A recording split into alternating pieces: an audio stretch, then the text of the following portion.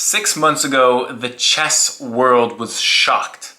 Jan Ludwig Hammer beat the current world chess champion at the time, Magnus Carlsen, with a checkmate en passant. In this position, Ludwig had the white pieces, and after knight h5, he took the knight with the rook, sacrificing the rook, and this is overloading this pawn to take, and then emptying this diagonal for the bishop to go to e4, check the king, and forcing f5 only move for the black pieces. E takes f6, the famous en passant move with this discovered checkmate. Well, let me tell you, that was not the first time this happened in history. Today, I'm going to show you a chess game that was played in 1928 from Melbourne, Australia.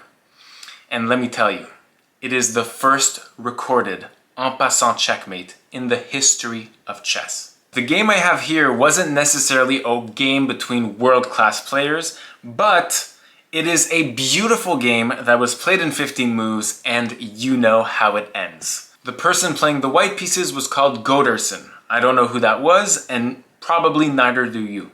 But they are known for this game. The white pieces start off with e4 and black responds with e6. This is called the French defense.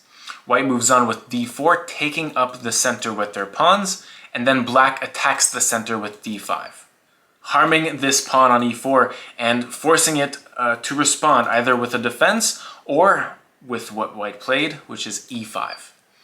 And now this is called the advanced variation of the French defense. Black strikes again in the center with c5, attacking this weak d4 pawn, and white restructures with c3, now making a 4-pawn chain. Amazing. Okay, so black goes and takes on d4, which is not the recommended move today. Today you're supposed to put more and more pressure on this d4 pawn with the likes of that knight, of this queen going on b6, but black takes immediately. This releases some of the pressure on the center and is seen as better for the white pieces. So black checks the king on e1 with bishop b4, and white blocks with the best possible move, knight c3. Knight c3 blocks, and if you ever take this knight, it would not be good for the black pieces, as I would gain a really nice bishop against your diagonal, right? And even cut the king from castling. So black sees this, or maybe they didn't, but plays knight c6 all the same, and so now we respond with knight f3. Development ensues with knight ge7 and then bishop d3, opening up the king for castling. Okay, so black castles. And now instead of castling, the white pieces play a special move in chess that is only allotted when the time is right. And here it is right. Bishop takes h7, also known as the Greek gift. Now I'm not Greek, but I can tell you it's not a gift. You are giving on paper, you're giving a bishop, but in return you are gaining a massive attack. So black responds with king takes h7. If you don't take the bishop, you have just given a pawn, right? So king takes h7, and now the idea is to go knight g5 check. We are not only checking the king with a knight and having one piece into the attack, this queen is now unveiled from the lack of the presence of the knight on f3. And so if you just crawl back into your hole with king g8, I would have, in theory, queen h5 threatening checkmate. And this is a very good threat. It's almost impossible to defend this. So black goes with the avant-garde king g6. And here there's 3 responses that white usually plays in the Greek gift for the win. Queen d3, queen g4, and h4. It is a case by case. Usually it's queen d3 when there's really good things along this diagonal, and if this king goes to h6, it's checkmate on h7. Usually there's queen g4 when after f5, queen g3, and you really can't stop any discoveries on the king here, winning the queen. And usually it's h4, which was played in this game, when we have some good things with h5 coming in that are very tough to defend. And here, that is the correct assessment because we not only have the queen, but also the rook backing this pawn, and nothing can really defend the h5 square in one move. We would play h5 anyways, right? So the black pieces play knight takes d4. Question to sacrifice a knight and bring the queen off of this really good trajectory against this king. But black ignores this, white actually ignores this completely and goes queen g4. Still attacking this knight, but preparing some really nice discoveries onto the king with checkmating possibilities. It's really not that easy. Let's say you go and get greedy as the black pieces. A nice little fork on c2. Knight c2, and we would just not care about our rook. We would sacrifice this rook, and if you take on a1, white could go knight takes e6, discovered check on this king. The king must move. Let's say h6 is not possible, so actually h7.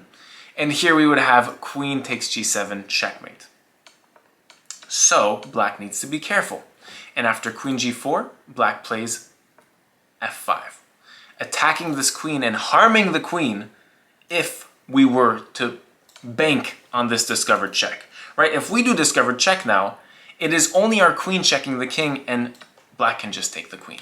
So the usual is to eliminate this pawn on f5 with en-passant, but this would not be checkmate though. Still preparing a discovery on this king, right?